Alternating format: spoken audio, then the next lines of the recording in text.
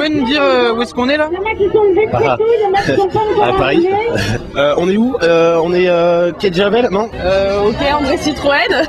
Actuellement, il y a des négociations paritaires qui ont lieu entre les syndicats représentatifs, pour lequel Sud n'est pas un syndicat représentatif aujourd'hui.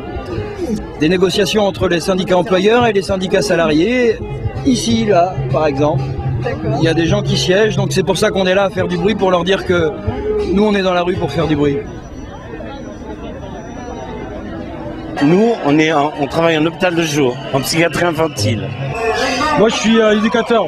Éducateur spé? Ouais. La majorité, on travaille dans des associations, donc ces associations privées qui sont après financées par l'État, mais on n'a aucun statut de fonctionnaire. Or, si on travaille au Conseil général. Je disais, je travaille dans les quartiers, moi, les quartiers populaires, quartiers HLM sur l'Orient.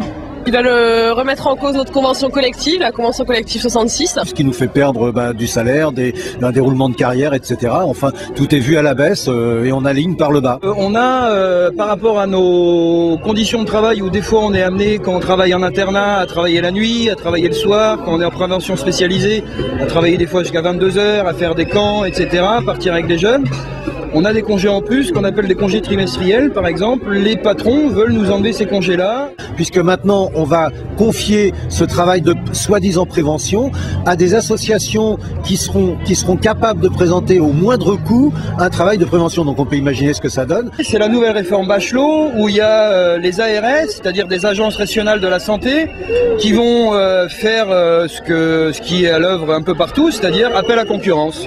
C'est-à-dire que des gens comme Bouygues, des gens comme Lafargue par exemple, ou je sais pas moi, Danone pourrait créer des centres éducatifs pour des jeunes. Et donc ça va sûrement rejoindre le cortège des gens qui vont être de plus en plus en insécurité, qui vont peut-être devenir plus violents parce que l'amortisseur que faisait le travail social ne jouera plus son rôle. Donc on va avoir plus en plus de répression, plus en plus de prison, mais sachant qu'on sait bien que la répressif, ça règle rien. On est là pour protéger des enfants, on n'est pas là pour faire de la rentabilité, on n'est pas là pour faire de la marchandisation du travail social, donc on ne peut pas accepter les mesures qui sont en train de se faire en ce moment par le gouvernement. On va jusqu'au ministère du Travail en passant par l'organisation patronale de la 51. Et ben on leur demande tout simplement de remettre à plat un peu leurs idées qui nous semblent inacceptables. Vous savez dans quelle rue on est? De la Convention. C'est marrant, non? Est-ce que vous êtes là-bas? C'est un beau hasard, hein. Voilà. Pour le social, pas pour le capital.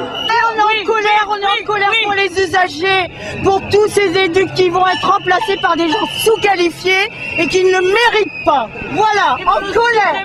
Touche pas à ma convention!